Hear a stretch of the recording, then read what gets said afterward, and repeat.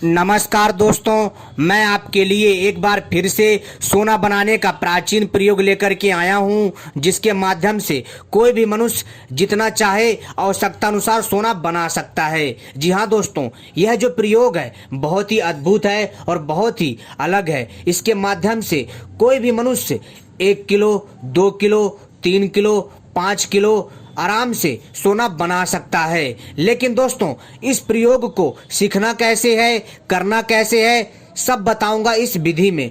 तो कृपा करके इस वीडियो को पूरा और आखिरी तक देखिएगा, तभी आपके समझ में आएगा जो मैं समझाना चाहता हूं। तो दोस्तों चलिए मैं आपको बताता हूं सोना बनाने का प्राचीन प्रयोग। लेकिन दोस्तों, इससे पहले ऐसे कई दर्शक हैं जिनको जवाब देना जरूरी है, जो कहते हैं कि इन औषधियों से सोना नहीं बनता है। तो दोस्तों ऐसा है भाई कि जो मैं आपको प्रयोग बता रहा हूं, स्वर्ण तंत्रम नामक पुस्तक से बता रहा हूं, जिसमें सोना बनाने के अनेकों प्रयोग बताए गए हैं। दोस्तों यह प्रयोग झूठे नहीं है, क्योंकि दोस्तों प्राचीन काल में इनसे सोना बनाया जाता था और आज भी संभव है। लेकिन दोस्तों ये चीजें आपके ऊपर है कि आप कितना ध्यान से, कितना बारीकी से इसको समझ करके कामयाब हो पाते हैं। मैं आपको बार बार कहता हूं कि मन में, जी हाँ दोस्तों, मन में किसी भी प्रकार का पाप मत रखिएगा और गलत मनसा से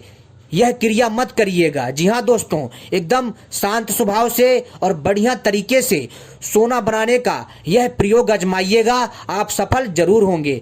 लेकिन दोस्तों यह सारी बातें आपके ऊपर लागू होती हैं कि दोस्तों आप इस शोध कार्य में कितना दोस्तों सफल होते हैं। अगर आप सफल हो जाते हैं तो दोस्तों आप निश्चित ही जितना चाहे उतना सोना बना सकते हैं। लेकिन दोस्तों बहुत सारे ऐसे लोग हैं फिर भी सवाल उठाएंगे, क्योंकि कितना भी समझा लो समझ में बिल्कुल नहीं आता है, और जो समझने वाला होता है उसको एक बार समझा दिया जाए तो समझ जाता है। लेकिन दोस्तों मैं आपको यहाँ पर एक चीज बताना चाहता हूँ कि सोना सचमुच इन औषधियों के द्वारा बनाया जा सकता है, बहुत ही आसानी से, बहुत ही आराम से। दोस्तों मेरा मकसद है आपको प्राचीन ज्ञान के बारे में जानकारी देना, उससे जागरूक करना, आपको सही चीज को समझाना। बाकी आपके ऊपर है, उस चीज को समझो चाहे ना समझो। तो दोस्तों चलिए मैं आपको बताता हूं सोना बनाने का प्राचीन प्रयोग। दोस्तों यह जो प्रयोग है औषधीय पेड़ के उद्देश्य से होता है। कहने का अर्थ है दोस्तों, जो मैं आपको यह प्रयोग बताने जा रहा हूं, इस प्रयोग में औषधीय पेड़ का प्रयोग होता है और इस औषधीय पेड़ का नाम है बेल। दोस्तों आपने बेल का पेड़ जरूर सुना होगा। बेल का पेड़ दोस्तों आपको हर जगह और पूरे भारत में कहीं पर भी मिल जाएगा, जहां पर दोस्तों हरियाली छाई होगी। साथ ही साथ दोस्तों बेल पत्र दोस्तों भगवान शंकर जी को अर्पित किया जाता है। जब सावन का महीना आता है दोस्तों, तो बेल पत्र की जो डिमांड होती है, जो मांग होती है, बढ़ जाती है। और दोस्तों बेल पत्र से भगवान शिव शंकर जी को प्रसन्न किया जाता है, ताकि हमको आशीर्वाद प्राप्त हो सके। तो दोस्तों यह पेड़ आध्यात्मिक रूप से, आयुर्वेदिक रूप से और धार्मिक रूप से भी बहुत ज्यादा महत्व है। तो दोस्तों चलिए मैं आपको बताता हूं कि इसके माध्यम से आपको अपार सोना कैसे बनाना है। तो दोस्तों सबसे पहले आपको बेल के नए कोमल पत्ते लेने हैं। जी हाँ दोस्तों, आवश्यकता अनुसार ले लें। बेल के नए कोमल पत्ते लेने हैं आवश्यकता अनुसार, लगभग 100 ग्राम की मात्रा में। ठीक है दोस्तों, इसको कूट पीस करके इसका 100 ग्राम रस निकाल लें। आवश्यकता अनुसार आपको बेल के कोमल पत्ते लेने हैं और दोस्तों इसको कूट पीस करके इसका 100 ग्राम रस निकाल लें और इसको निकालकर बोतल या किसी दूसरे पात्र में रखकर उसमें आमलसार गंधक मिलाकर 15 दिन तक यथावत रखने से आमलसार गंधक कोमल हो जाता है। दोस्तों आमलसार गंधक एक प्रकार का तत्व होता है जो आपको वीडियो में दिख रहा होगा। इसका पताल यंत्र से तेल निकाल लें। जी हाँ दोस्तों, आपको क्या करना है कि आपने जो बेल पत्र लिए थे आवश्यकता अनुसार, जिनका आपने 100 ग्राम रस निकाला था, ठीक है दोस्तों, उसमें आपको जो है आमलसार गंधक को मिला करके आपको 15 दिनों तक यथावत रख देना है। और दोस्तों जी हाँ दोस्तों, इस चीज को ध्यान से समझिएगा। 15 दिन तक यथावत रख देना है आमलसार गंधक में मिला करके बेलपत्र के रस को। और दोस्तों फिर आमल सार गंधक जो है दोस्तों कोमल हो जाता है, मुलायम हो जाता है।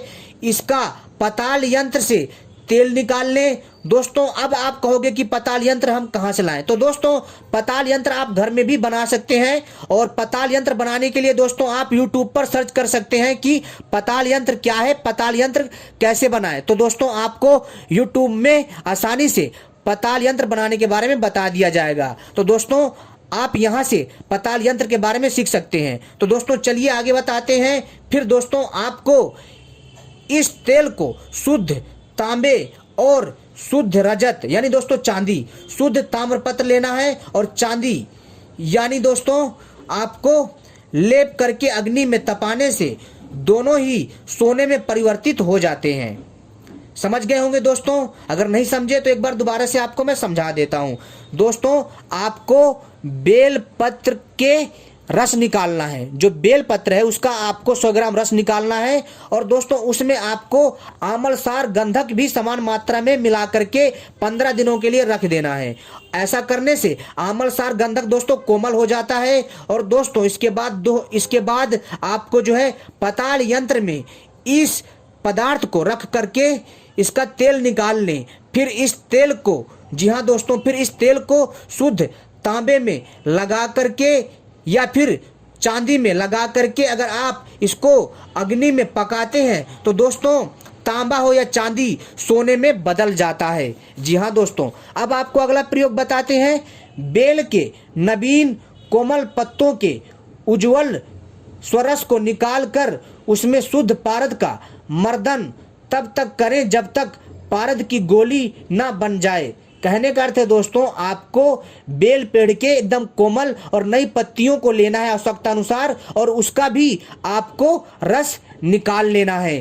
कितना दोस्तों, आपको 50 ग्राम या 100 ग्राम के आसपास आपको इसका भी रस निकाल लेना है। निकालने के पश्चात आपको दोस्तों शुद्ध पारद चाहिए, जिसको पारा धातु भी कहते हैं। आपको शुद्ध पारद चाहिए। दोस्तों ध्यान रखिएगा, शुद्ध पारद लीजिएगा और दोस्तों अशुद्ध पारद मत लीजिएगा, नहीं तो कोई भी लाभ नहीं होगा। शुद्ध पारद का मर्दन यानी दोस्तों इसको अच्छे से घुटाई करनी है।